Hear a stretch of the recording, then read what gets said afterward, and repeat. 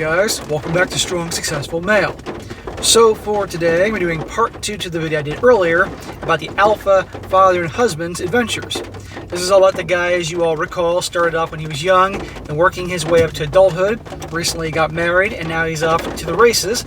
And you're going to see more, as I described early on, about how this guy really leads a life that, as a father and husband, that I think is quite good and needed in today's crazy-ass world. And he's the type of guy that so many young boys need as a father and a role model, etc., etc. And where things left off, he had recently got married, first kid was born, and he's off to the races, like I said, in his story here. So, and beyond that, if you haven't seen part 1, definitely check it out, and you can continue on with here, because this is quite a good story. And by the way, bear with me with the rain, guys. Yes, I know I'm in Florida, so of course it's going to rain. However, as I learned a month ago, Florida has a dry season here in South Florida, and pretty much the whole month of October, it barely rained at all. And now, like every day, it's just on again, off again downpours. So, bear with me. And by the way, in the summertime, they'll be doing the studio inside because it'll be too freaking hot and too much rain then. Anyway, where things left off, he says, the road to success. He says, I was on my grind. I was focused on what I wanted, and nothing was stopping me. The competitive nature in me kicked in. I made a lot of money in this trade. I worked long days and every Saturday, the only day off was Sunday. I always maintained my physical appearance. I didn't need a gym. This job was my gym. The most I weighed at that time was 180 pounds, but I never stopped playing football. One of the great qualities of Elizabeth is that she was good with money, very frugal, and always cooked at home. She would go to Costco and buy food in bulk to save money. She knew how to cook and make meals from scratch thanks to her dad. Her cooking is better than many restaurants we have gone to, by the way. She would clip coupons, and she grew our own fruits and vegetables in our garden. Wow, that's something that doesn't happen very often. We had a 1-acre lot. We stopped one car, took it out of the insurance, canceled one cell phone, and got a landline. It was cheaper. We did the cash system money management for a year to discipline ourselves even more and track every penny. We have saved and made a lot of money, mid-6 figures, more than I will ever get as an electrical engineer. We felt as though we could have another kid, so we did. Our daughter was born. Elizabeth was getting her degree in accounting and an online school. You guys really are quite the team here, you know. She's good at saving money and finding ways to cut costs.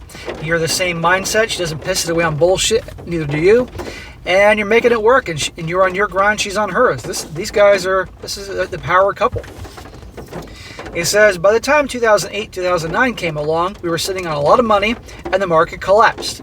The company I worked for closed. Elizabeth was pregnant with our 3rd child by then, and I could not get work. The area is very depressed, no work anywhere. We needed a hurricane to hit Florida, so work would pick up. But Mother Nature doesn't work that way. Even though we had a lot of money, I didn't want to stay in a depressed area eating the savings. We wanted to be close to family, so this was our chance to move. Her parents and many of her siblings had moved to Phoenix, Arizona. We looked at both places, Miami or Phoenix. As I studied the market of both cities, we decided Phoenix was the better choice. We sold the house, broke even, market had tanked, and we moved to Phoenix in 2010. We had a lot of money saved up, so we didn't worry very much. We rented a house for a year while I looked for work and see where we would like to live. Elizabeth couldn't work because she just had our 3rd child. So, life has its way of having downturns. Everybody remembers 2008, 2009. I sure as hell do. But because these two were frugal and saved a lot of money, even though he was out of work, they were fine. Sold the house, broke even because the market collapsed in Florida. Went out to Phoenix, which incidentally, if I'm not mistaken, the market collapsed there too. And they started over. That's life, guys. Shit happens. You gotta deal with it. But a lot of people just refuse to roll with the punches, and they complain when things aren't going their way. You gotta be adaptable. And that's what my man did here. And his wife obviously followed his lead. Let's see. We had the 3rd kid. He was 3 months old, 3 weeks after arriving in Phoenix. I got a job in customer service. I hated it, so 3 weeks later, I quit. Then I got another job as an installer for an awning company. I didn't know how brutal the heat was here in Arizona. One afternoon, I came home and told Elizabeth that I will not work another summer in the outdoors. Hell no. I got dehydrated fast. I looked for another job, and right after the summer ended, I landed a job as a salesperson for an awning company. Did that for 1 year. Elizabeth's older brother was a real estate agent and helped us get our first house in 2011. We paid $43,000 cash for it, and the only thing it needed was a new carpet. Yeah, I remember now. The markets collapsed in the Phoenix area because that was the big booming area during the 2000s, if I'm not mistaken. And so I'm not surprised you got a hell of a deal on it because you had cash that you saved. There you go. Gotta be prepared. In 2012, Elizabeth wanted to go to medical school to fulfill that dream of hers. Good for her. She went to school and I worked. My mother-in-law would take care of the kids. She lived one street over from our house. She was accepted to medical school right here in Phoenix, so we didn't have to move again. Also, I met a guy at Home Depot buying some cabinet materials. I was looking for electrical wire to install motion sensor light in the backyard. He and I started talking and told me he was looking for a cabinet installer. As soon as he said piecework, I was interested. I hate getting paid hourly and salary. We talked for about 20 minutes. I told him I was interested in knowing more about this trade and if I could go to the shop. I asked him how much his crappy installer makes and how much his best installer makes. The crappy one makes about $45K a year and his best installer makes about $80,000 a year. I was hooked once again. I was making $30,000 a year as a salesperson and his crappy installer was making more than me. You know, SSM, when you're used to making six figures, making $30,000 feels like a slap in the face. But you do what you gotta do, man. Shit happens. You survive, you take care of your family, because you do what you gotta do during a certain period of time, like making less money or doing a shit job you don't want to do. But eventually, other opportunities will come your way, as they are right here. That you've got to be adaptable, guys. I had to eat a lot of humbling pie to bring myself to accept that this was my reality at the moment. He says, I quit my sales job and went to work for the cabinet company. I know nothing of the sort. But I always try to be the best at whatever I could, and I'm a fast learner. I know I'd be slow at first, but I was on a mission once again. I need to learn the trade fast because the amount of money I wanted to bring home was all up to me.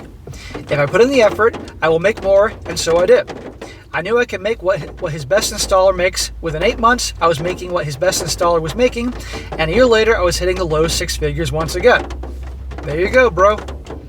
I worked long days, SSM, even weekends to make this happen. I then decided I was going to do my own thing, got all the paperwork, I needed to get my license and insurance.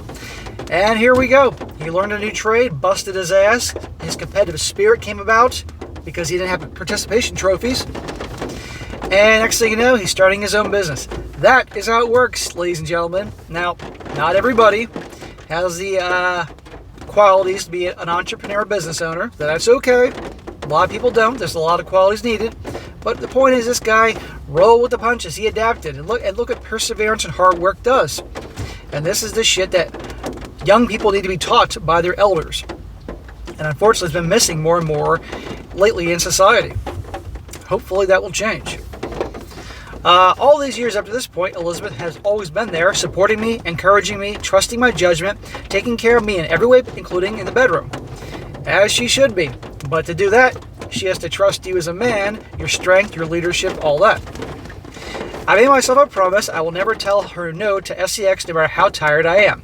I wouldn't give her the excuse and say I'm neglecting her. I told that exact phrase many times. I would tell her, if you feel that you want SEX at 2, 3, 4 in the morning, wake me up, don't feel bad, because I won't feel bad either.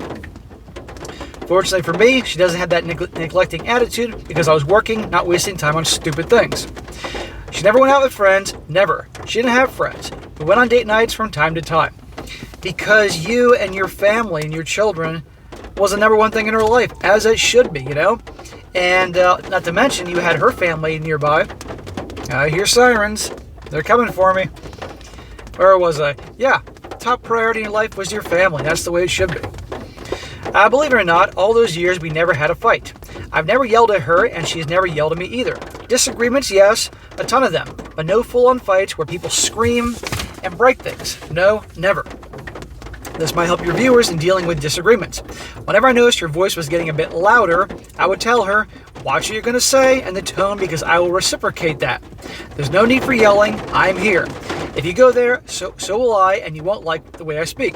I won't apologize nor take back the words I'll say, so mind your words carefully. There you go. Exactly. And yeah, you're going to have disagreements in relationships. If you have a relationship and you never disagree on anything, you got a problem. okay? Because you're just being too much of a pushover, or she's being a pushover and probably being passive aggressive and shit's building. Yeah, you shouldn't be screaming and throwing dishes at each other, but you're gonna have disagreements, and you gotta stand up for yourself. But there's a way to go about it, and he's absolutely right. You see, guys, why I'm doing this guy's story? Because it's a great template for, you know, a lot of things. He says, surprisingly, she always calmed her voice down. She's never questioned the big decisions I had to make for us. She always respected my decisions and trusted my judgment. In 2015 through 2017, we bought 5 houses in the same subdivision we live in. We paid cash for 2 of them and had 3 mortgages. All those houses need repair, not major repairs, but here's where my skills came into play. I would fix everything I could to save money, and the things I couldn't, I hired people to do it. Bro, that's awesome. You saw an opportunity, you were making great money again, and you were investing. You could have used that money and bought yourself fancy cars and vacations. No, you were using that money to buy property and then rent the property, and while it appreciates in value, you get paid for it. How wonderful is that? And you have the skills to make renovations and maintain that, save money there. This is great. We need to turn those 3 houses into rental properties fast, so I would work till 2 o'clock in the morning sometimes. It was crazy, which is why we got them relatively cheap with a high interest rate of 7%. Hear that, guys? 7%. That's what we're having now. Well, right now it's more like 8%. He did what he had to do. In the middle of her medical school and the mess of the rental properties, we decided we wanted another kid. Elizabeth had graduated from medical school, and we needed to move again to Tucson for her residency. By this time, I was done slaving myself to work and decided to work part-time so I can take care of the kids in a city where we don't know anyone at all. I never trusted daycares. She did a good job raising the kids all those years while I worked. We rented a 2-story house with a diving pool. And obviously, you still own those properties back in the Phoenix area. That was nice. The last 2 years of her residency, I didn't work. Elizabeth wanted me to stop working. She said, you've worked nonstop for our entire marriage while I stayed home with the kids. We have more than enough income coming in from our properties and stocks that you don't have to work. That replaces your income. I won't lie, SSM, not working felt good. I needed a break.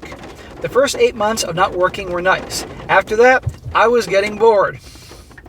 As any man that's used to being on his grind would be. Breaks are nice. Every once in a while, I take a day off, guys, and I love it.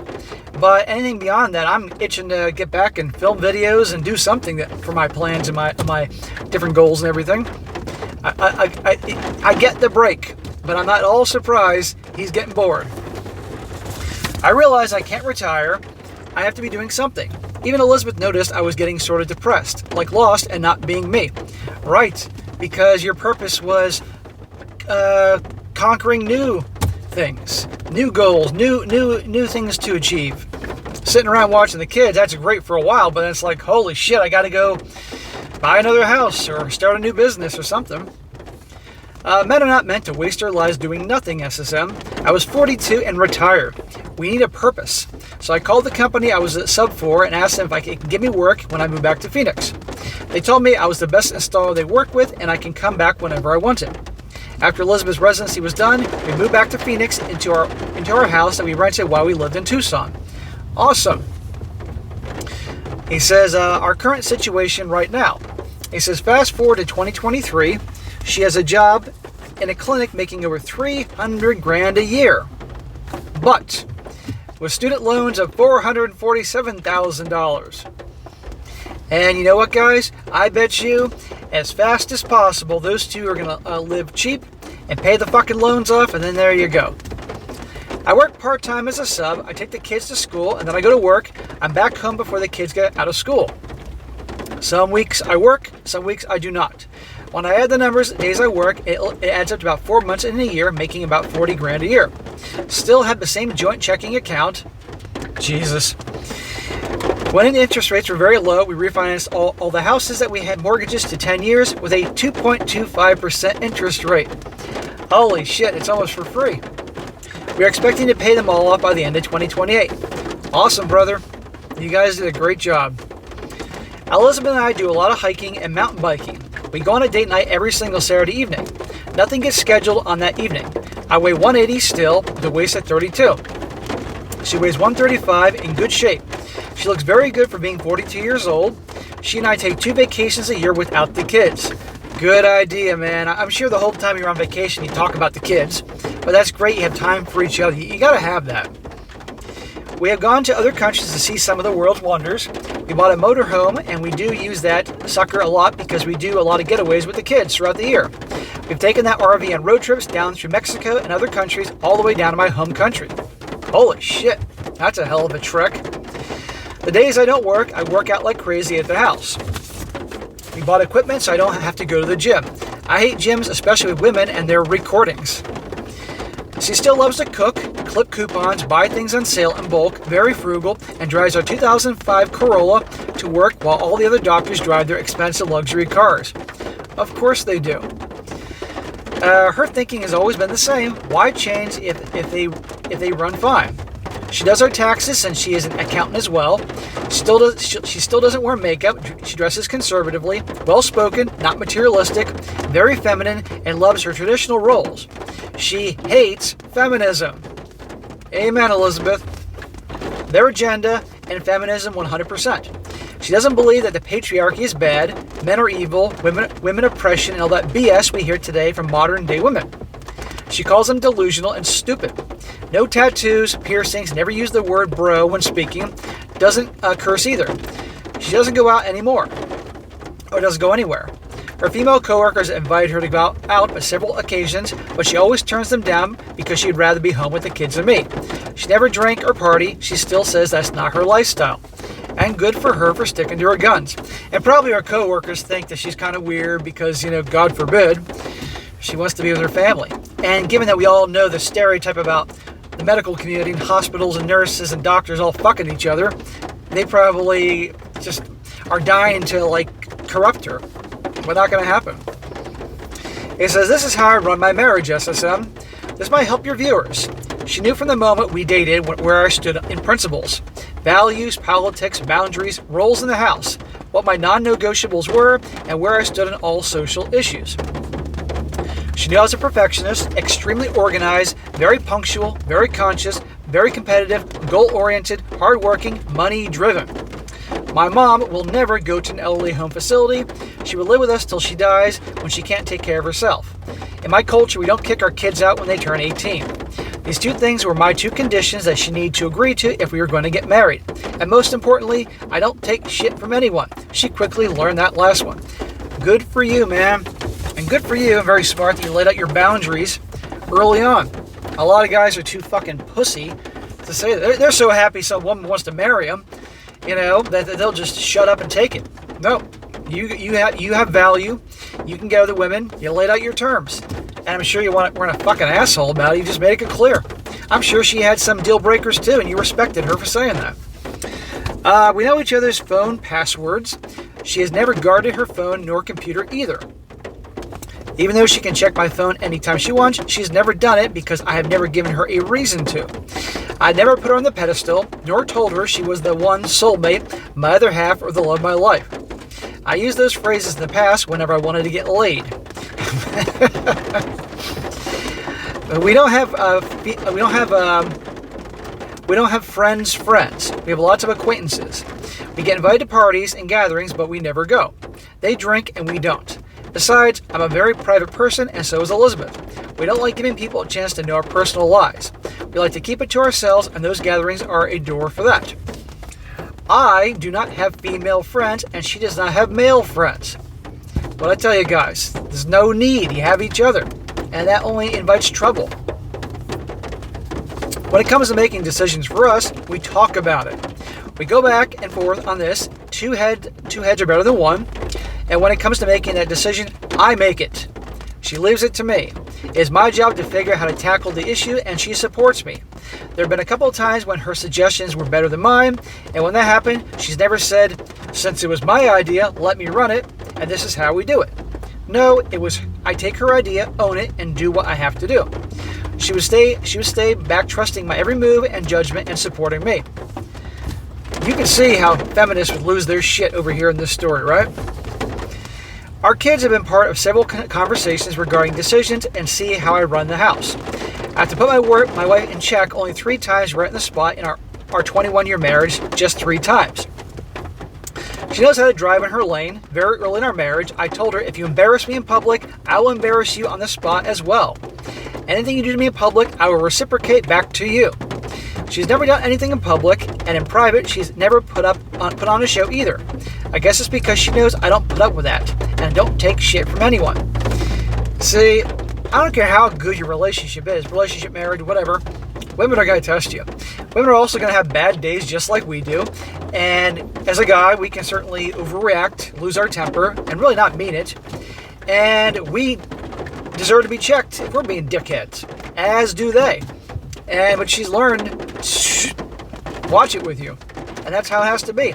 And as I told you guys, women will never love a guy they can't respect. She obviously respects this guy, respects the hell out of him, trusts him to lead, and therefore she can be feminine with him and love him because she knows she has her man. And I guarantee if he started changing, all of a sudden the attitude would come out real quick. So I never had to do it, but I always let her know the things I would do in case that happens, so she wouldn't act shocked if it ended up happening. No soldier dies in a telegraph war. I set the tone of the relationship very early in our dating. She knew my no-no-nos and my deal breakers, and she knew I don't give second chances to anyone. Anyone that screwed me once is dead to me. Bro, that is pretty much how I am. She's very forgiving, not me. I'm cool when it comes to that. Speaking of that, my father, whom I've never met, called me some 25 years after the incident I mentioned above and asked me to talk to him. I told him to go to hell.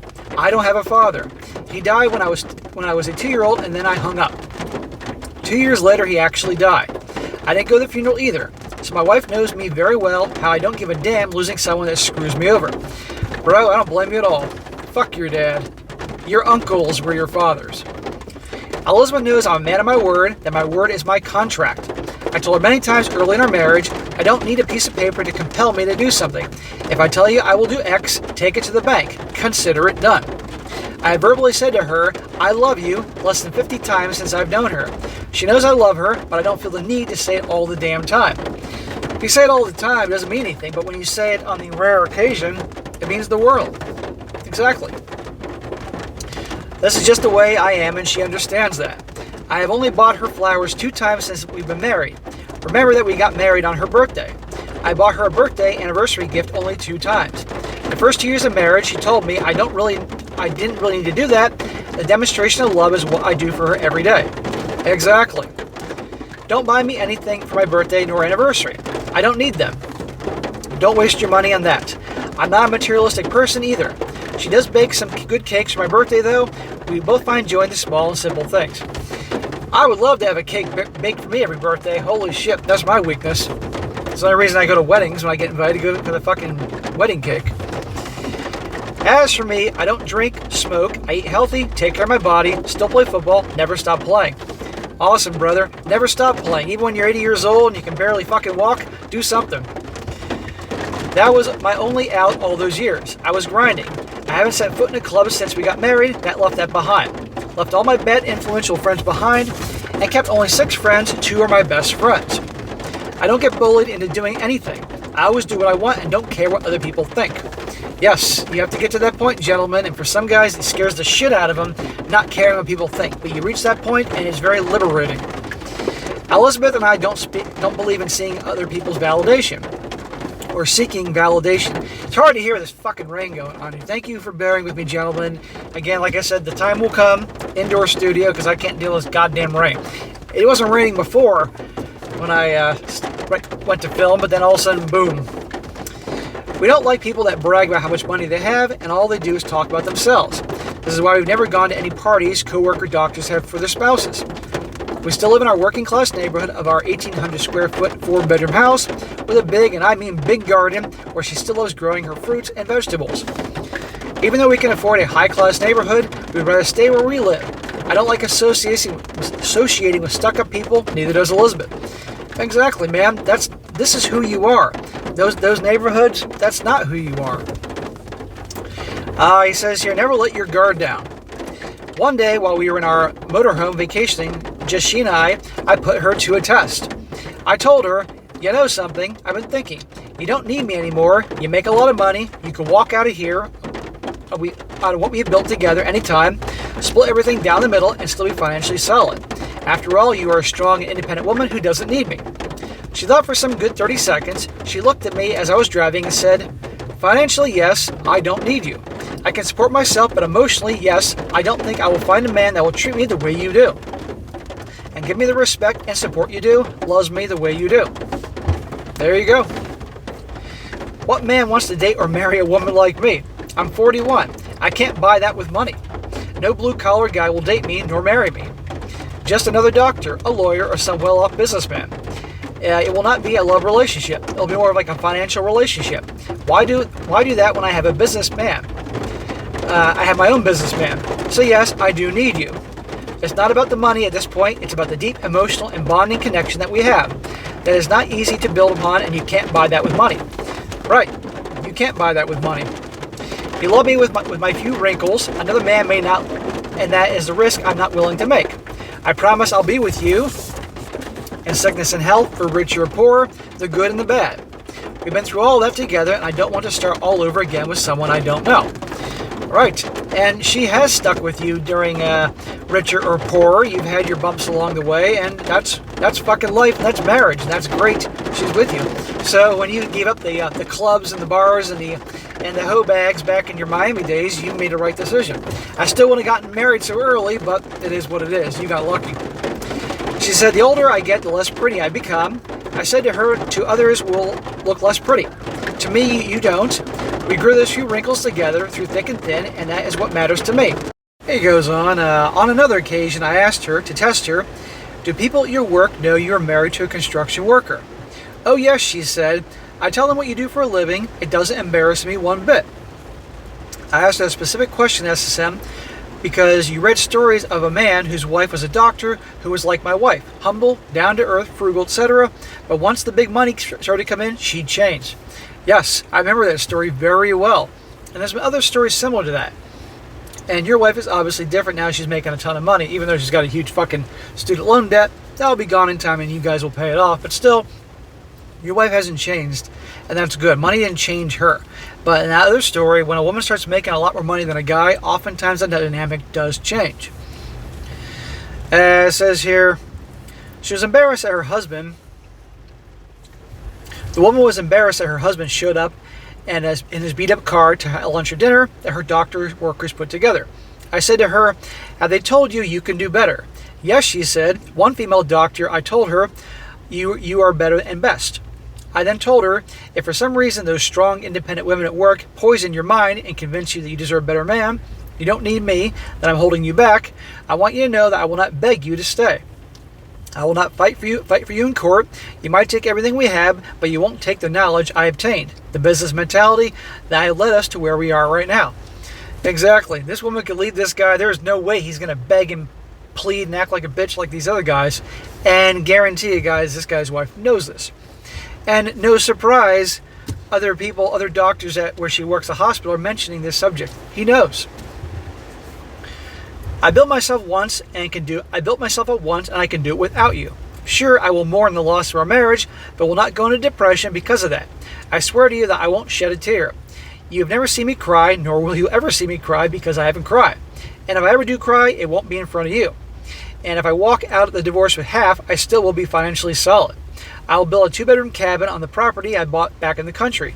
Sell the rental properties I walk out with, add that money to my retirement account I have, and live off the capital gains the investments provide. And will make sure you never see me again. I love you, but I can turn the switch off just as quickly as a light switch.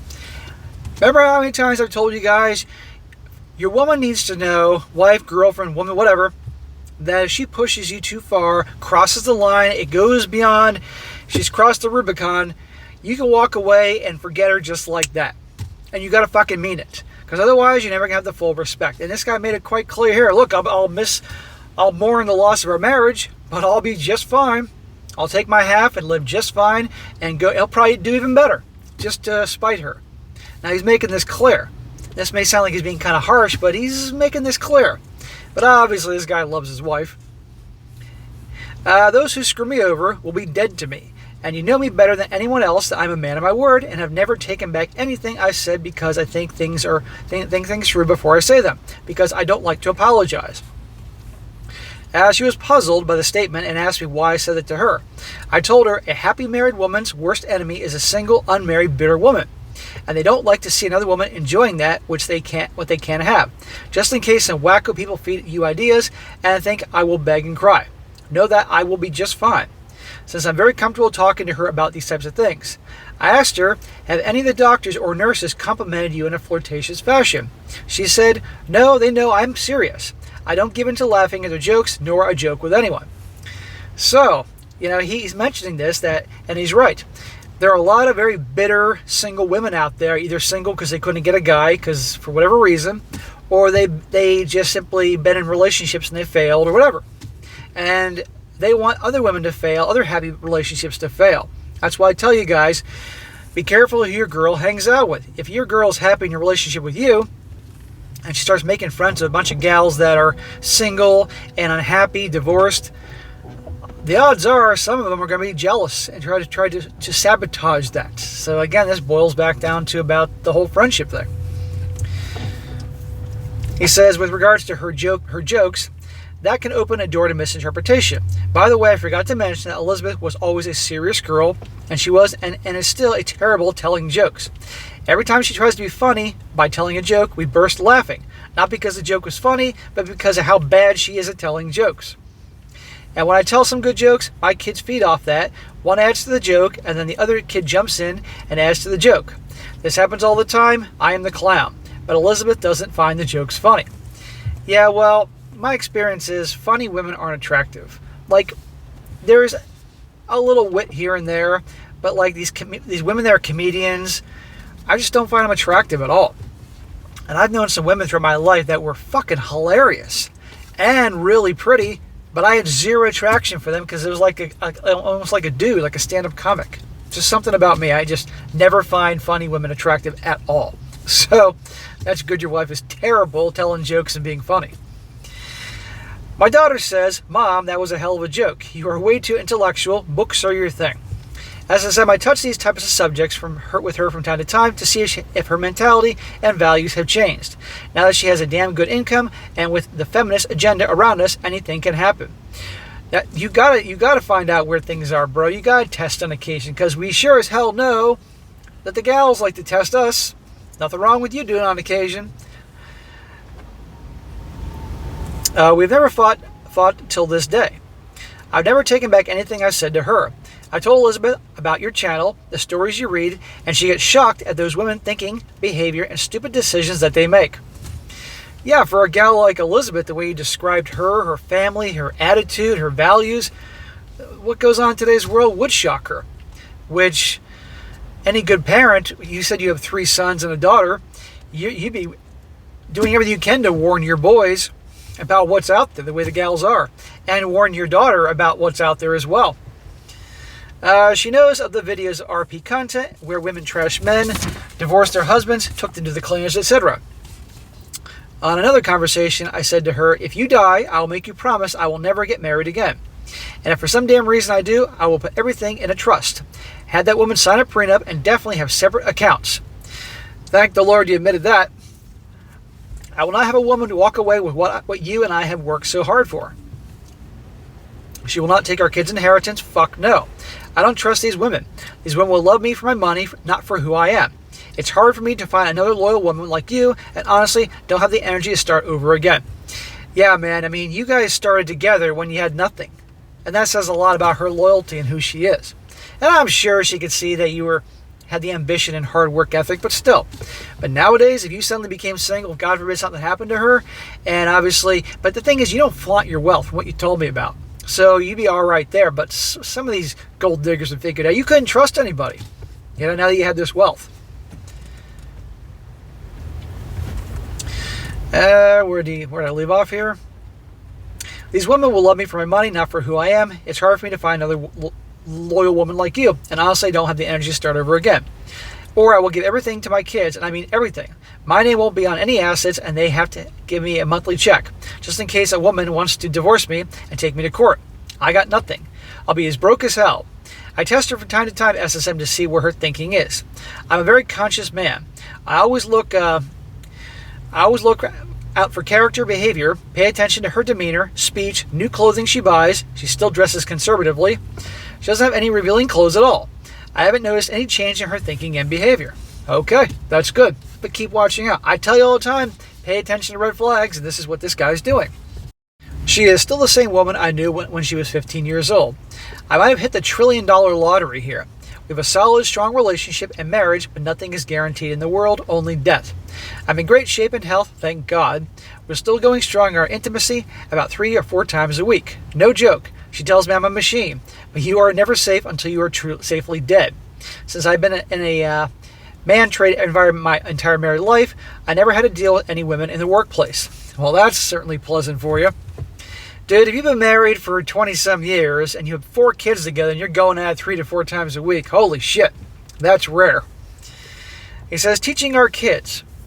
We have a 20-year-old son. He's a Marine stationed in Japan. A 17-year-old girl and a 14 and 10-year-old boys. We're raising our boys to be men and behave like one, to love this great country, respect the flag and the anthem, to always be on their grind, never put women above them, nor ignore red flags just to get some action. I teach them female nature and how to spot red flags. I've taken them to my jobs whenever I can. Some jobs I can take them, some I cannot. I taught them how to use power tools and read a tape, change the oil, tires, brake pads, and spark plugs in our cars. To never talk back to Elizabeth nor our elders. Same goes for our girl. Awesome, Dad. God, so many young boys out there need a dad like you. And daughters, too. Great job, man. This is why I did this story. And by the way, notice the rain's calmed down. I actually stopped the video, moved the car in a better place.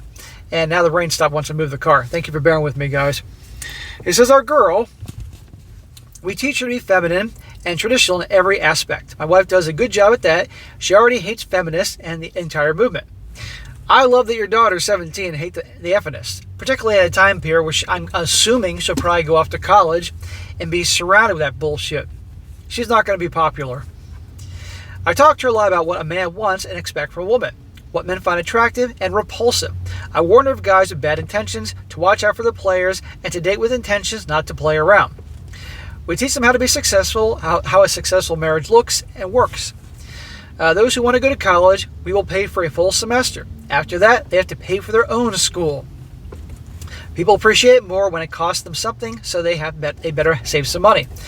See, guys, right there. They got the money. They can finance the kids' school. Oh, no. You kids are going to finance your own education. Makes you appreciate it more. And the problem is that this is why I think so many kids major in these bullshit majors and rack up all this debt, because they feel like, hey, my parents are going to pay for it, or maybe one day the taxpayers are going to pay for it, or something like that. And so that's good. He's making them do that. And obviously they have jobs and earn money and all that, so that's good.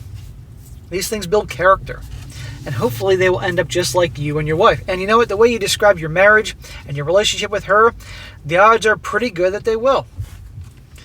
To the ones that want to learn a trade instead, we will give them the same amount of what a college tuition will be, which might end up being the amount of the entire trade school.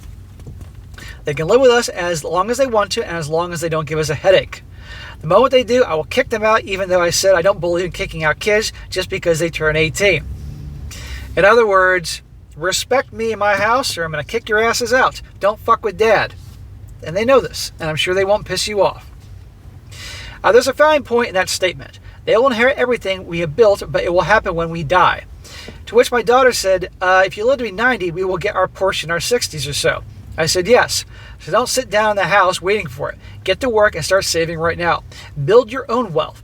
My older kids read books. We have about investment, economics, business, and finances. Sweet. So good, man. What made my dad and I become close when I was 20 years old, guys, is that I came back from college. I was going to community college to save money, and plus, frankly, I was a script in high school, so I didn't quite earn the right to go to the 4-year school. They weren't going to pay for it. That was the best thing ever happened to me. I come home, and my dad's sitting on the couch. He's retired at this point because he's a lot older than my mom. And he's sitting there reading a newspaper, and the cat's on the couch with my dad, and he has CNBC on. I see all the tickers going across the screen. I'm like, Dad, what is that? And he explained to me. We started talking about investing and all that. I had this fantastic economics class with a teacher I liked, other business courses. At that point, I fell in love with investing. And then that moment we became close. And he taught me everything he knew, all these different things like that, and it changed everything. So the fact that he's talking about this with his kids and reading about investing, economics, that's the greatest gift you can do for your kids to help prepare them for the world. That's what parents used to do, prepare their kids for a tough world, not always be their best friend. The problem is we're in an era now that the parents want to be the kid's best friend, and they'll prepare them for the real world. And then guess what? Then those kids aren't able to take care of themselves, and you as the parent are taking care of their asses way later in life. And you can't take care of yourself. Something to remember, mom and dad. Prepare your kids for the world. It's the best gift you can give them, even if it makes you unpopular in the moment. He says, our goals for retirement. She wants to live 7 months in my home country and 5 months here. She wants to give free healthcare checkups to the poor and those who don't have the means to make it to the hospital. I'm talking about rural areas. We're going to buy an ambulance and do a mobile clinic, stock it with all kinds of medicine supplies. She's currently learning Spanish to do that. She wants to do some charity work, and this is what she envisioned. Me, since I was a little kid, I always wanted to learn English, but my mom didn't have the means to pay for English courses. I already bought a piece of land there. I would build a classroom big enough to fit 100 people and give free English classes to the kids in the community. I want to give those kids a chance I didn't have when I was their age. We were planning this when the kids moved out or when we kicked them out of the house, LOL. That's awesome. Good for you guys. There's a point, guys. You bust your ass, you build your wealth, if that's what you do, and then you start giving back, you know? He says, how did I hear about your channel? Oh boy, here we go. He says, my 20-year-old Marine son who is stationed in Japan was the one that recommended me to your channel. Well, thank you to the son in Japan. And thank you for your service, Marine. He watches your content. He knows all about not getting involved with women while in the military. You're goddamn right about that. I've told him that. You have told him that, and his commander has told him that too. I check with him on that from time to time. His mind is solid on that aspect. I've been watching your content for a year now. I agree with 97% of what you say. The other 3% I don't. I'm not going to lose much sleep over you not agreeing with 3% of what I have to say. He says, no one can ever agree 100% with another person says anyways. There you go. We are two different heads. My wife doesn't like how you narrate the stories, by the way. Oh, is that so? She told me to tell you that you need to read the story and then give your input in the end. Huge LOL. She says it's annoying, but the funny thing is, she asks me from time to time if you read any wild stories. And I tell her most of them are wild. I didn't know about the R-pill stuff until my son told me about what it was all about. I don't have any social media whatsoever. I was busy working and didn't have time for unimportant things. Well, you can tell your wife, Elizabeth, I know that's her code name, thank you for the feedback. Any business will appreciate good feedback. But you're probably more likely to have a snowstorm in South Florida in July before I can go 30 seconds without sharing my fucking opinion. But anyhow, thank you for the feedback. But all seriousness, I'm glad she likes to hear this stuff on occasion. He says, final thoughts. Keep informing men about the jungle that we live in nowadays. And maybe some of these young men, like my son, learn something and don't screw up. If you feel my story isn't worth reading it out, no worries. You won't be dead to me. I'd never written my story before. It was always in my head, but now it is on paper. It felt good writing it out and remembering things that I had forgotten. I'll make copies to give them to my kids so they can read my childhood, how I was raised, the dog I was in my teen years, and how I made the changes to be where I am right now. Hopefully they will use it as a roadmap to avoid the stupid things I did and pick up the good things I did. Keep up the good work and Godspeed, sir. Well, sir, you're in luck because this long-ass story is now a video, 2 videos. And I really appreciate you taking the time to write that out. It's amazing to me. Guys say all the time how it's therapy. It's therapy writing out the email or writing out the story on their Word document and sending to me and hearing it. You know, and so when I started the channel almost 4 years ago, I was just covering news articles. You know, that was it. And then every once in a while, somebody would send me their personal stories. I started reading it. And over time, the channel became, by and large, all personal stories. And it really does help guys out. And I enjoy these. I enjoy reading it from guys all walks of life, all over the world. And that's why I did your story, because you are an example of what we need. And so I think it's great. And I'm so happy to hear things are going well. And the odds are great that your sons and daughter will end up being just like you and your wife. And we can spread the word here. So this is why I'm doing it. This isn't some crazy story about open relationships or people walking in their wife with a threesome or something like that. This is a good, real situation and something to learn about. So I really enjoyed it. So I wish you all the best, sir. And I think that's great that the charity you want to do down later in life by teaching kids English in your home country, and the medical care your wife wants to do, have an ambulance there. I mean, that's awesome. So I really wish you guys the best. So guys, I hope you guys really enjoyed this guy's story and something you can get out of it. And for you parents out there, I hope this maybe helped you out with your kids. You never know. But anyhow, sir, I wish you all the best. All right, guys, that is it for today. Be sure to comment down below. Let this guy know what you think. And guys, you got a story you want to share, whether it's a 10-minute video or 45-minute video, send it my way, strongsuccessfulmale@gmail.com. If it's a good one, I will definitely cover it. Just give me some time also, because I get so many of these emails, it's hard to keep up. And this also goes for crazy stories you might find online that I can post on the other channels, They Did What, or the SSM Clips. Those channels are growing, and if you haven't subscribed, definitely do. It will really help me out. And be sure to like the video, share it with your friends, and subscribe. I'll catch you next time.